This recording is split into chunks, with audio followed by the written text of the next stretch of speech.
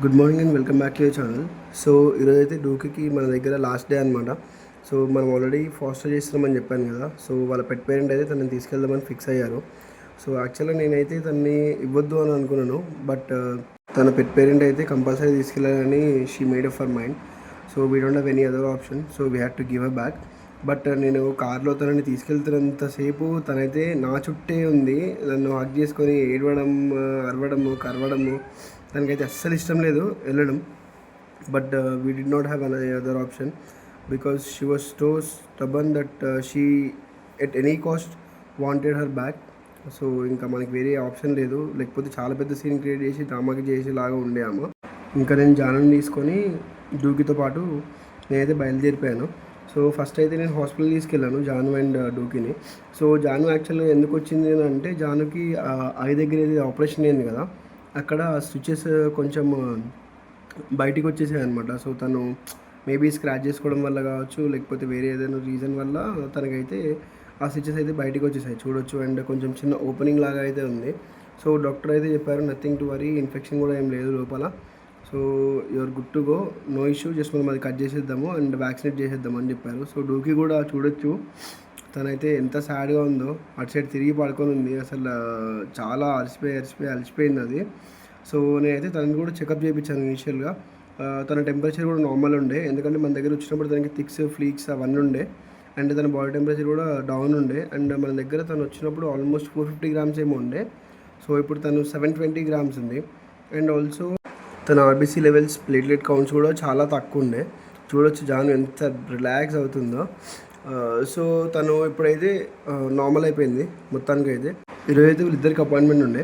So first అయితే జానుకి treatment చేద్దామని చెప్పేసి వాళ్ళైతే తన ప్రొసీజర్ అయితే స్టార్ట్ చేశారు. సో చూడొచ్చు ఇక్కడ తన ఏవైతే స్విచెస్ ఉండేదో అవి రిమూవ్ చేసేసారు.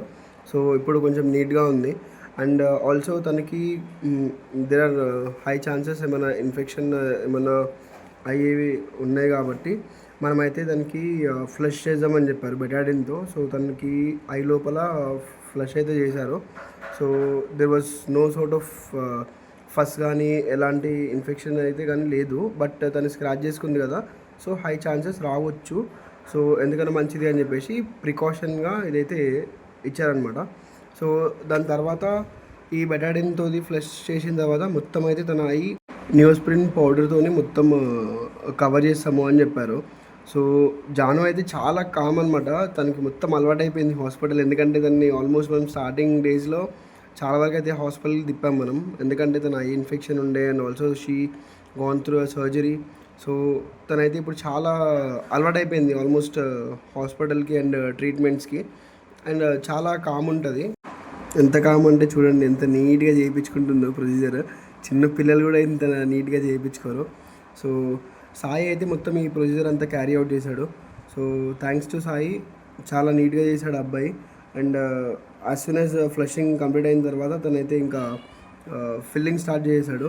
సో చూడొచ్చు నోస్ దగ్గర మొత్తం నీట్గా కవర్ చేసి నోస్లోకి వెళ్ళకుండా తనైతే వేసాడు మొత్తం ఆ నియోస్ప్రిన్ పౌడర్ అంతా. చూడొచ్చు, నేను మీకు ఫర్దర్గా వీడియోలో చూపిస్తాను. ఎక్కడైతే అది స్పిల్ అవుట్ అవ్వలేదు, నీట్గా ఉండి ఆ ఏరియాలోనే వేసాడు, చాలా బాగా వేసాడు. సో ఏదైతే ఎక్స్ట్రా పార్ట్ ఉందో తనైతే మొత్తం అంతా రిమూవ్ చేశాడు.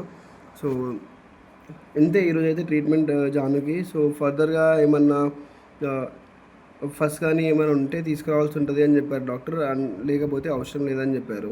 సో ఇప్పుడు డూకి పార్ట్కి వస్తే డూకి అయితే మొత్తం అసలు తనకి ఏమైందో జాను కూడా వెళ్ళి పలకరిస్తుంది. సో డూకీకి అయితే అసలు తనకి వెళ్ళడం ఇష్టమే లేదు. అంటే యానిమల్స్ అయితే సెన్స్ చేస్తాయి అనమాట, వాళ్ళ చుట్టూ జరిగే నెగిటివిటీ కానీ లేకపోతే ఏమున్నా సరే అవి సెన్స్ చేస్తాయి. సో దానివల్ల అది చాలా సైలెంట్గా అయితే అయిపోయింది. సో డాక్టర్ ఉపేందర్ వచ్చి మొత్తం డూకిని అయితే ఎగ్జామిన్ చేశారు in supervision of doctor Abhishek. So actually ఏంటంటే డూకీకి ఏదైతే లెఫ్ట్ లెగ్ ఉంది కదా అది తనైతే లింప్ చేస్తుంది. So doctor Abhishek and Upender ఇద్దరు తనని మొత్తం ఎగ్జామిన్ చేశారు. ఎగ్జామిన్ చేసిన తర్వాత అయితే చెప్పారు that might be the reason because of her left joint ఏదైతే ఉంది కదా దానివల్ల కావచ్చు, లేదు అని అంటే తన బ్యాక్ ఏదైతే ఉంది కదా మన spinal cord, so that might be the reason అని చెప్పారు. సో తనకైతే ఎక్స్రే తీయాలని చెప్పారు. బట్ తన పెట్ పేరెంట్ అయితే విల్లింగ్గా లేకుండా ఉండే. అండ్ మనమైతే యాజ్ సూన్ ఎస్ ఎగ్జామినేషన్ అయిన తర్వాత మనమైతే జానుకి వ్యాక్సిన్ అయితే స్టార్ట్ చేసాము. సో వ్యాక్సినేషన్లో 2 ఇంజెక్షన్స్ ఇచ్చారు. ఒకటి క్యాట్ వ్యాక్సిన్ అండ్ ఆల్సో దాంతోపాటు యాంటీ అలర్జిక్స్ ఇచ్చారనమాట. సో అవి రెండే ఇస్తారు after 45 days of the cat and also at least మనం డివార్మింగ్ చేసి 7 to 15 days అయి ఉండాలన్నమాట. సో ఇన్ బిట్వీన్ ఎప్పుడైనా ఇవ్వచ్చు. డివార్మింగ్ చేసిన తర్వాత తనైతే మంచిగా నీట్గా తీసేసుకుంది వ్యాక్సినేషన్ వితౌట్ ఎనీ ఏమంటారు ఇది. బట్ ఏదైతే యాంటీ ఎలర్జిక్ ఉంది కదా, అది కొంచెం పెయిన్ఫుల్గా ఉంటుందని చెప్పారు. సో తనైతే కొంచెం పెయిన్ వచ్చినట్టుంది తనకి.